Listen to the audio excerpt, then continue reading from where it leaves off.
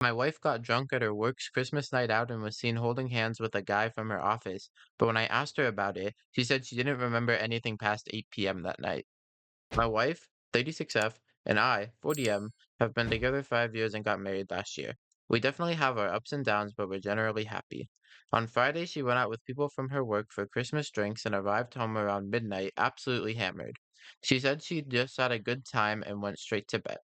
Yesterday, I got a message on Instagram from an anonymous account claiming to be one of her colleagues, saying she'd been flirting all night with one of the guys from the office, 44M, and they'd left together at about 9 to walk to the train station. The colleague had a couple more drinks for herself, then went to the station, and she saw my wife walking hand in hand with the guy through the station at about 10:45. They didn't see her. Last night, I showed her the message and asked her for an explanation. She claims she was so drunk she doesn't remember anything that happened after 8 p.m. I asked if she went somewhere with the guy after they left the group, and she checked the location history on her phone, which confirmed that they had got to a bar near the station for about an hour. They arrived at the station at 10:40. She gave me her phone and insisted I check it, and there were no suspicious messages or anything. As far as I could tell, she doesn't have the guy's number in her phone, and they're not following each other on Instagram or friends on Facebook. I asked if she was flirting with him, and she admitted that she was talking mostly to him all night, but that's just because he's the only person in her office she has anything in common with, and that they're just friends and it wasn't flirting. She mentioned this guy to me before and said how much they have in common. I asked if they were holding hands, and she said she doesn't remember, but she doesn't think so. She claims to know who sent the message and says it's a woman in the office who hates her, although she doesn't know why. Today she's been in a terrible mood and we've really not spoken. So that's where we are. I'm not sure what to do. Is this as big a red flag as it seems to be? So I don't really know, but there's a comment that stood out to me that said there are a collection of issues here, but the terrible mood today seems to be a big one. The information you received is largely correct. It looks a bit fishy, and instead of reassurance, she is in retaliation mode, no doubt focusing on her office rival. She should be apologizing and doing what she can to defuse the situation. Getting so drunk you can't recall and focusing on a particular man and going off privately with him, I wonder what she would feel if this was something you had done. Tell her to lose the attitude and figure out how she plans to sort this out. So I think the bad mood is mostly just a hangover, considering she got blackout drunk. But then again, it leads me to wonder why she was getting blackout drunk as a 36-year-old at an office party, right? I mean, I understand it's Christmas and she just wants to have a good time, but if you're at work or work-related function, I don't think you should be getting blackout, you know what I mean? And as far as red flags go, you should really ask yourself how your wife would feel if you were doing this with another woman, and that should give you a genuine idea on how bad what she did was to you. Because of course everyone has different boundaries. But anyways, there are 6 updates, so we got to get to them. Update 1 says, a few people requested an update to my last post, and a lot has happened in the last week, so here it is. I'll post any further updates on my profile. So he now refers to his wife as Sam, and he says, Sam came home from work on Monday and casually said that she'd spoken with the guy, Tom, and he'd confirmed that they hadn't held hands, they'd just been walking arm in arm because she was drunk and wearing heels. See, that actually makes sense to me. I asked why her colleague, Helene, would make an Instagram account, track me down, and message me saying they held hands if it wasn't true. She said Helene is basically in love with Tom and made a pass at him just after his divorce, but he rejected her. Again, it's all adding up.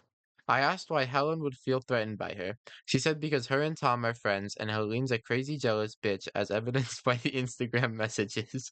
I asked why she went for a drink, just her and Tom. She said that according to Tom, they walked past this bar with an amazing live band playing, so they stopped in for a drink. Her only regret was doing too many shots too early and getting shit-faced.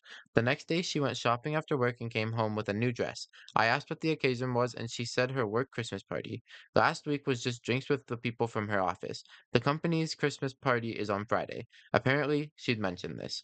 I hardly slept that night. The next day, I decided to reply to the Instagram message to get some more information. I asked, do you think anything's going on with them? Helen, I assume, quickly replied with a long message saying that they fought at work and everyone's noticed. Apparently, Sam was going to be let go, but Tom put in a good word so she kept her job. Tom protects her in the office and will constantly defend her. She also said that Sam bitches about me to the whole office, and it's clear we don't have a happy marriage. I asked if she was going to the Christmas party, and she said she was. She said she'd update me if anything happened. Sam finished work early on Friday, so she had time to get ready. She looked amazing, and I really didn't want her to go, but I felt like I couldn't say anything. I got an Instagram message about midnight saying that Sam and Tom hadn't interacted at the party, but that people from the office had decided to leave and go to a different bar. They all left just before 11 and were at the new bar by 10 past. Sam and Tom turned up just before midnight. Sam arrived home at about 2 a.m., not quite as drunk as last time, and went straight to sleep. I pretended to be fast asleep. I looked at the location history on her phone. After leaving the venue, she'd taken a 3-mile detour to a residential street, stayed for half an hour, then gone to the bar. I sent the address to Helen. She didn't reply until the next morning when she said it was Tom's house. When Sam woke up, I just asked her straight out if she cheated on me with Tom last night. She angrily denied it. I told her I knew she'd been to Tom's house. She accused me of spying on her, called me controlling. She said she was going to stay with her sister. I demanded an explanation and she said she went to his house so they could smoke a joint before heading to the bar. Then she stormed out. She wouldn't reply to my messages or answer my calls all day on Sunday. I called her sister who said she hadn't seen her, but she texted me later that she'd spoken to Sam and she was okay. Sam came home yesterday morning. I asked where she'd been and she said she just couldn't do this anymore and wants a divorce. She went to start packing some clothes while I tried to get her to talk to me. I asked if she was leaving me for Tom. She once again denied anything inappropriate had happened between them, but said my jealousy was the final straw. It's clear I don't trust her. I'm controlling. I take her for granted. She's deeply unhappy, has been for a while. So she's gone. It looks like I'll be spending my first Christmas alone. I have no idea if she was telling the truth or if it was an affair. Weirdly, I'm not feeling too bad today, so maybe this is for the best. She cheated on you. That's that's rough. I mean, I think so anyways, because from an outsider's perspective, she didn't answer your question. You asked her if she cheated on you, and all she had to say was, why are you spying on me? You're so controlling. I'm not talking about this right now." Like, just be honest with them and say you did it. Hopefully, he just cuts ties with her and tries to get a divorce, but considering there's 6 updates, who knows what happened. So, update 2 says, once she was gone, Sam blocked me on all her social media and refused to return my messages or answer my calls. I ended up traveling to the other side of the country to spend Christmas with my parents. On Christmas Eve, Sam came home and took more of her stuff. I watched her on our security cameras. I tried phoning her, but she ignored my calls. Christmas wasn't great, and my parents were both shocked and in denial about what happened. They had no idea we were having issues and insisted Sam would come to her senses and come home. Eventually, I just said she'd met someone else. I returned home on the 27th. I'd been getting sporadic updates from Sam's sister just letting me know she's alright, but without any details. Before all this happened, we made plans to spend New Year's Eve at Sam's favorite bar in the city. I went on my own, but she didn't show up. On Tuesday night, I received an Instagram message from Helen saying that Sam and Tom have arrived at work together in Tom's car. I didn't bother replying. On Wednesday night, she sent another message saying Sam was poisoning the office against her and that Tom was pushing upper management to transfer her to another office or get rid of her. She begged me to do something. I texted Sam and said we needed to talk, but she didn't reply. So the next day I called her work switchboard, gave a fake name, and got put through. I could tell she wasn't happy to hear my voice, but she agreed to meet up after work at a local pub and talk. I got there early and she arrived 25 minutes late. She apologized for ignoring my calls and said she still cares about me and wants to end things on good terms. I said, just tell me the truth. She promised that she wasn't having an affair with Tom and that they were just friends. She admitted that they talk a lot in the office, but insisted it wasn't an emotional affair. She understands why I was suspicious after the Instagram message, but said I should have accepted her denial and trusted her. She has a lot of male friends, but she felt like she couldn't hang out with them because I'd get jealous. I pointed out that I've never told her not to hang out with anyone, but she said I'd be in a mood whenever she'd hang out with a guy friend. She feels like we only got married to try and fix a relationship that was already broken. Our conversations have developed into small talk and we've drifted apart. I said I'd heard that she and Tom arrived at work together. She then said she went to Tom's after I accused her of cheating and knew it was over between us. They spent the weekend together and agreed that they'd make a better couple than we did. She needed me to know that nothing happened between them until after she told me she wanted a divorce. And now they were together. And she wanted me to hear it from her before I saw it on social media. Tom was waiting outside for her in the car. All I could do was stand up and walk out. Sam texted me saying she knew I was upset, but not to do anything stupid. I blocked her number. I'm not gonna lie, it was a rough night. The next day I was just numb. Didn't really do much. Over the weekend I dug out a marriage certificate so I can start divorce proceedings. I have no idea what to say to Helen, so I haven't replied. I think the plan now is to try and find a new job closer to my hometown. I moved across the country to live with Sam, and I've never really felt settled here. I also don't want to run into her and Tom around town. Luckily, we rent. This will probably be my last update unless something miraculous happens, so thanks for reading. Well, there's a couple other updates, so clearly something miraculous does happen. But yeah, it seems like she'd been really enjoying this guy's presence, at the least, for quite a while.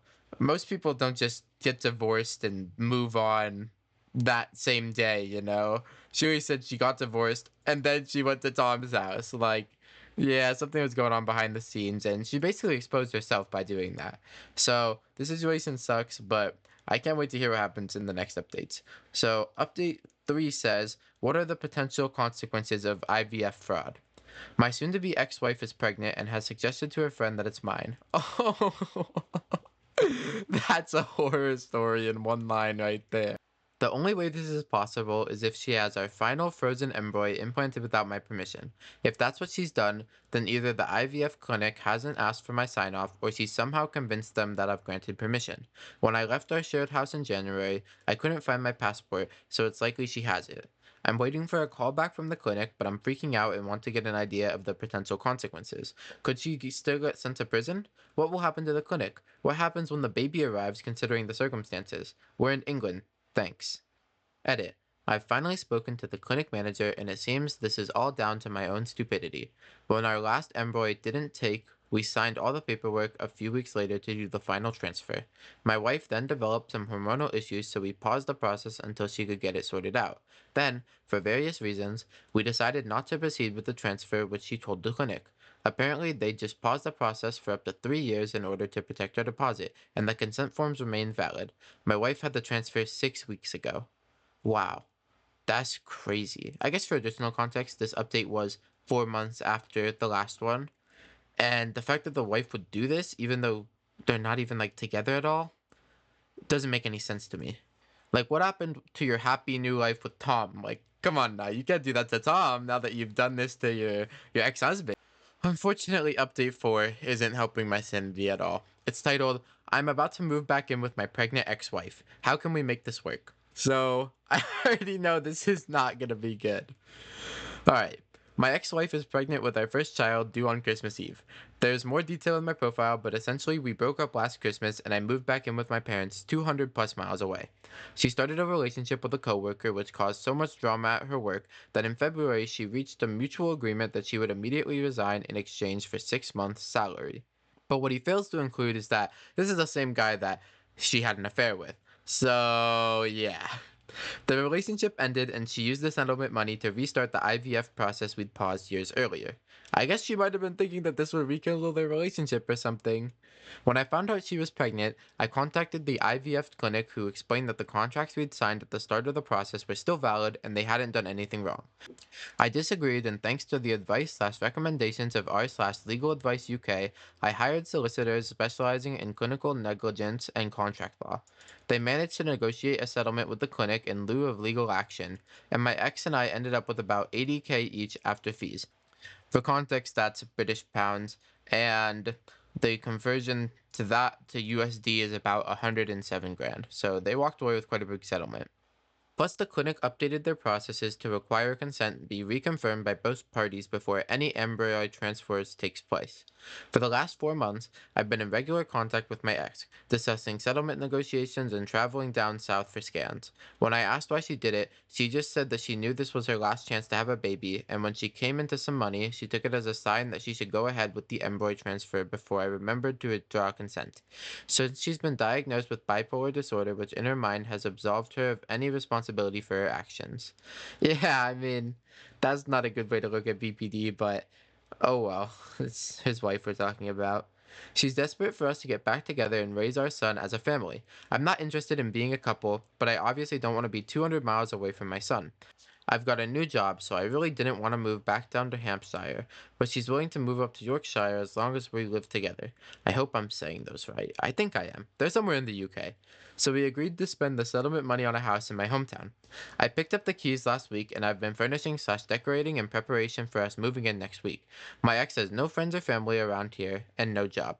Us living together is going to be super awkward, but once the baby comes, I'm hoping we can get into a co parenting routine. The new house has 3 bedrooms, so we'll have one each and one for our son. We agreed not to see other people for at least 3 years per her request. What's the best way to navigate this situation? We're both very excited to be parents, and I hope I'm making the best of a shitty situation, but it's obviously fraught with potential pitfalls. I don't see us rekindling a romantic relationship, but in an ideal world, we'll live together for a few years, then sell the house, by which point she'll be settled here and we can live close to each other and co parent our son. I hope I'm not being unbelievably naive and making a huge mistake. My parents are excited to be grandparents, but they're not keen on the idea of us living together. And I'm not keen on that idea either, right? I understand the agreement to not see other people for 3 years, but I think your ex wife is secretly trying to get back with you. I don't know why, but it just kind of seems like her wanting to move to your hometown, accepting all your terms. It just screams that she's definitely not over you, and she's probably going to try to talk you into getting back with her, if I had to guess. And the top commenter on this post unironically says, "You are being unbelievably naive and making a huge mistake. Apparently, you've also lost your mind." So it's definitely valid for him to want to be a co-parent, but it's definitely not a good idea to buy a house with your ex-wife who cheated on you, lied about it, then tried to gaslight you into thinking that you were the one that was spying on her and all that you did wrong. And then she's now back and wants to move back in with you. Hopefully, update 5 is better. It's posted in December of the next year, so it's almost been a whole year since he's been cheated on by his wife. To say my last post got a negative response would be an understatement. It was a strange feeling reading all the replies saying what a mistake I was making after putting in so much thought and spending lots of time and effort to get where I was. Someone sent me a link to a TikTok of my previous posts. Hearing the worst time of my life being read out loud really affected me and brought out a lot of feelings of guilt and shame. It made me realize that I hadn't even began to process what happened last Christmas or why, and I contacted a therapist the next day. Sam moved in the day before my first appointment. It was awkward, but she was busy organizing her new room, so I just left her to it. That night, we ordered pizza and watched a movie. It was nice. I met the therapist the next day and he explained the situation. He thought the whole thing was a bad idea, but as we were now living together, he agreed to help us navigate things as smoothly as possible. He thought couples therapy would be the best option. Sam and I have seen him every week since then and gone through our entire relationship. After 4 miscarriages, the last two at 12 plus weeks, absolutely wrecked Sam's mental health, I started cooling on the idea of continuing to try for a child. Instead of talking to Sam, she so desperately wanted to be a mom, I thought it would break her. I just pulled away from her. Of course, she noticed and blamed herself and began spiraling. Coupled this with the undiagnosed bipolar disorder and the hormone issues which resulted from the IVF, and it was a recipe for disaster. Sam thought, possibly correctly, that I wanted out of the relationship but was too cowardly to come out and say it, so I just checked out and waited for her to get sick of me. This whole Tom situation was the straw that broke the camel's back, and she gave up fighting for our marriage and let me get out guilt free. In the end, I've learned to accept my responsibility for the breakup of our marriage. I wasn't a good husband towards the end, and it's a miracle Sam stuck around as long as she did. The time apart made me realize how much I still love her. We've agreed to try and embrace what's happened and be thankful it brought us to where we are now. Hopefully, we've both learned lessons that will make our relationship stronger. I know I have. So we're back to living as a couple. I canceled the divorce, which was taking ages as Sam refused to engage with it. Our son was born on December 11th, 2 weeks earlier than expected, and he's absolutely perfect. I'm holding him as I write this. I know a lot of people who read my previous post will be disappointed with how I've handled this, but at the end of the day, we've only got one chance at life, and I honestly can't think of a better way to spend mine. Thanks for all your advice over the past year, and Merry Christmas. It seems the Reddit comments have given this guy an early Christmas present by saying, "Oh, poor guy, you let yourself be manipulated into taking her back. This was why people told you moving in together was a bad idea. Didn't it ever occur to you that getting her pregnant with your child without your consent is another manipulation tactic?" Then this sob story. You fell for it, hook, line, and sinker.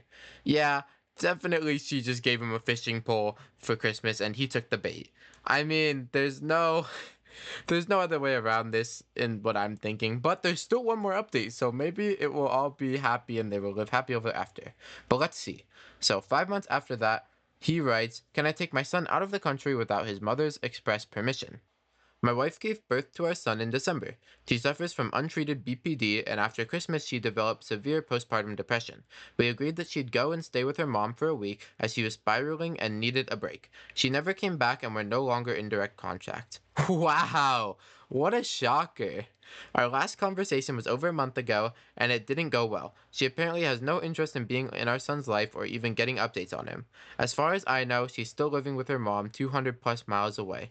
After she went behind his back, had this kid without his consent, tricked him into living with him, now she doesn't want it? Bro, I'm getting mad for you. Why are you not mad? I've been offered a secondment at my company's Swedish office covering maternity leave for a year. I want to take it, but I don't want to tell my wife as she would likely try to throw a spanner in the works. I have my son's passport and original birth certificate. Can I just go without telling her? We also own a house together which I'd like to rent out while I'm away. If she turns up out of the blue and finds someone else living here, could she do anything? There's no mortgage, and all the bills are in my name, but she's on the deeds. To be clear, if she ever decides to embark me and wants to see our son, then of course we'd come back. I'm not looking to take him away from her forever, but I think this would be good for us. I mean, how many times can you be told, hey, this is a bad idea, you shouldn't do this, and do it anyways, and not realize that what you're doing is a bad idea? So, as far as his questions, I'm pretty sure you can't take this child out of the country, and I also don't think it would be a good idea to rent out this house. I mean, renting out the house isn't like the worst thing ever, but she can probably take half the money from the rent given that she's on the deeds, and she could maybe even kick them out. I don't really know, and I'm too lazy to look it up. But I'm also really mad at him. Like, I don't even want to give him any advice because he's not going to listen anyways. He's just going to go get back with his ex-wife probably, and then he'll think that's going to fix all his problems. Well, it's not, but he doesn't know that. He thinks that. Anyways, that's going to do it for the story. Let me know what you all think, and I'll see you in the next one. Goodbye.